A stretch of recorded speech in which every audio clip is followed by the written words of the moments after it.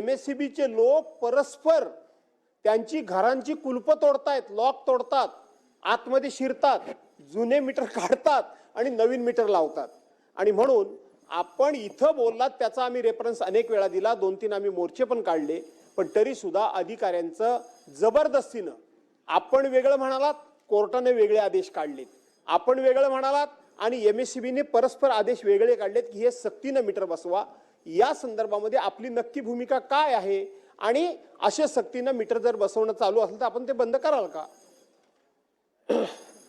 माननीय अध्यक्ष महोदय, मुळामध्ये जे स्मार्ट मीटर्स आहेत ते लावण्याच्या संदर्भातला निर्णय शासनाने घेतला होता। याचं कारण आपल्याला जेव्हा केंद्र सरकारने 29,000 कोटी रुपयाची RDSS स्कीम दिली, त्या स्कीमचा एक भाग प्रीपेड स्मार्ट मीटर प्रत्येक ग्राहकाला लावणे असा होता।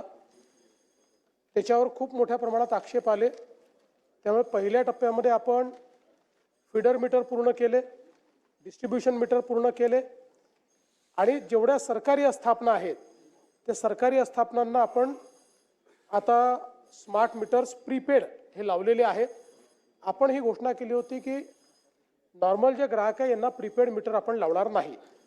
आपण त्या घोषणेवर कायम आहोत। नॉर्मल ग्राहकांना आपण प्रीपेड मीटर लावत नाही आहे, त्यांना स्मार्ट मीटर लावतो।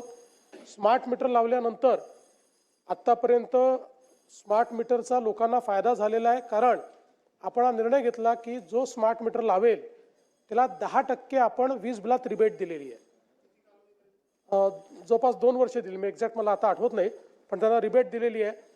त्याच्यामुळे स्मार्ट मीटर जे काही लागलेले आहेत ते लागल्यानंतर, बरं स्मार्ट मीटरमध्ये सगळ्यात मोठा फायदा असा आहे, कुठल्या कालावधीत, म्हणजे त्याचं ॲप आहे, तुमच्या मीटरचं किती म्हणजे तुम्ही वीज वापरली प्रत्येक तासाचा रिपोर्ट तुम्हाला मिळतो त्याच्यावर, त्यामुळे ते तुम्ही व्हेरीफाय करू शकता आणि म्हणून लोकांना ते आवडून राहिले। त्याच्यामध्ये दुसरं, आपण पूर्ण 24/7 त्याच्याकरता एक कंप्लेंट मॅनेजमेंट सिस्टीम ठेवलेली आहे आणि आत्तापर्यंत जे काही स्मार्ट मीटर लागले, 5 कंपन्या ते मीटर लावतात वेगवेगळ्या, त्या कंपन्यांमध्ये आत्तापर्यंत 1% देखील कमी फॉल्ट निघालेला आहे, 1% देखील कमी।